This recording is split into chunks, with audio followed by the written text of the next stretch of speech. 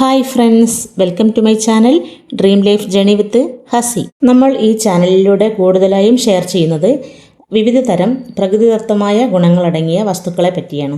അതിൽ ഭക്ഷ്യവസ്തുക്കളും അല്ലാത്തവയും കാണും. എല്ലാത്തരം പച്ചക്കറികളിലും പഴങ്ങളിലും കിഴങ്ങ് വർഗ്ഗങ്ങളിലുമൊക്കെ ഏറെക്കുറെ ഒരേ തരത്തിലുള്ള പോഷകങ്ങളാണ് അടങ്ങിയിട്ടുണ്ടാവുക. എന്നാൽ ഒന്നിലില്ലാത്ത ചിലതൊക്കെ മറ്റതിലുണ്ടാവുകയും ചെയ്യും. ശരീരത്തിലെ വിവിധ പ്രവർത്തനങ്ങൾക്കും ആവശ്യങ്ങൾക്കുമൊക്കെ ഇവയെല്ലാം അത്യന്താപേക്ഷിതമായതുകൊണ്ടാണ് ഇത്തരം വസ്തുക്കൾ കഴിക്കണം എന്ന് പറയുന്നത്.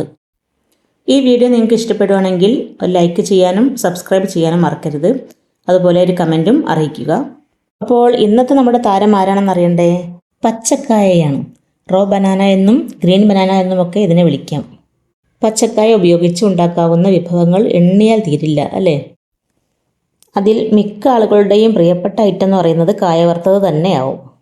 കൂടാതെ വറുത്തപ്പേരി, ശർക്കര ഉപ്പേരി, മറ്റ് പലതരം ചിപ്സുകൾ തുടങ്ങിയവയൊക്കെ നമ്മൾ കാണാറുണ്ട്. മെഴുക്കുപുരട്ടിയായും ഉപ്പേരിയായും ഒഴിച്ചുകറിയായും താളിപ്പായും ഒക്കെ തീന്മേശകളിൽ സ്ഥിരം സാന്നിധ്യമാണ് പച്ചക്കായ. എരിശ്ശേരി, അവിയൽ, ബജി എന്നിവയൊക്കെ ഉണ്ടാക്കാനും പച്ചക്കായ ഉപയോഗിക്കുന്നു. അതിനൊക്കെ പുറമെ കുഞ്ഞുങ്ങൾക്ക് കഴിക്കാവുന്ന കുറുക്കുണ്ടാക്കാനും പച്ചക്കായ ഉണക്കി പൊടിച്ചത് ഉപയോഗിച്ചു പോരുന്നു.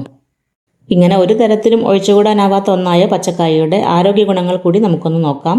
വൈറ്റമിൻ സി, B6 തുടങ്ങിയ വിറ്റാമിനുകളാലും പൊട്ടാസ്യം, മാംഗനീസ് തുടങ്ങിയ ധാതുക്കളാലും സമ്പുഷ്ടമാണ് പച്ചക്കായ. പച്ചക്കായയിൽ അടങ്ങിയിട്ടുള്ള റെസിസ്റ്റൻ്റ് സ്റ്റാർച്ച് രക്തത്തിലെ പഞ്ചസാര പെട്ടെന്ന് ഉയരുന്നത് തടയുന്നു. ധാരാളം ഫൈബർ അടങ്ങിയിട്ടുള്ളതിനാൽ ദീർഘനേരം വയറ് നിറഞ്ഞ തോന്നൽ ഉണ്ടാക്കുകയും അതുവഴി അമിത ഭക്ഷണം കഴിക്കുന്നത് കുറച്ച് ശരീരഭാരം നിയന്ത്രിക്കാനും കാരണമാകുന്നു. കുടലിൻ്റെ ആരോഗ്യം മെച്ചപ്പെടുത്താൻ ആവശ്യമായ നല്ല ബാക്ടീരിയകളെ വളർത്താനും മലബന്ധം തടയാനും ദഹനം മെച്ചപ്പെടുത്താനും ഇത് സഹായകമാണ്. പച്ചക്കായയിൽ അടങ്ങിയിട്ടുള്ള പൊട്ടാസ്യം രക്തസമ്മർദ്ദം നിയന്ത്രിച്ച് നിർത്തി ഹൃദയാരോഗ്യം മെച്ചപ്പെടുത്തുന്നു. പൊട്ടാസ്യം, മാംഗനീസ് എന്നിവ ധാരാളം ഉള്ളതിനാൽ എല്ലുകളുടെ ആരോഗ്യം നിലനിർത്താൻ ഇത് സഹായിക്കുന്നു.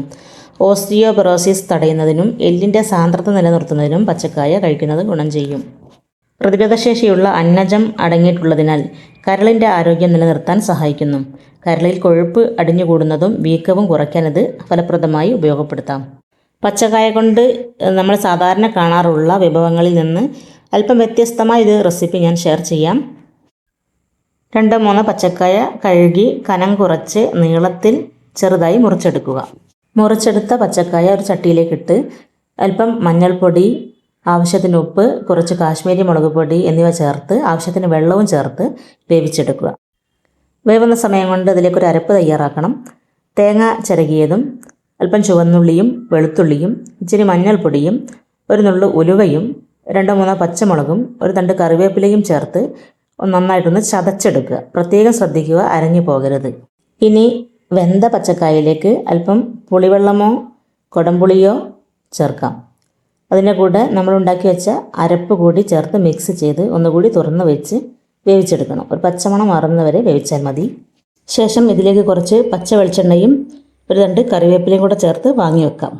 ചോറിൻ്റെയും ചപ്പാത്തിൻ്റെയൊക്കെ കൂടെ കഴിക്കാൻ വളരെ നല്ലതാണ്. മറ്റൊരു വീഡിയോയുമായി നാളെ തന്നെ കാണാം. അതുവരെ ബായ്.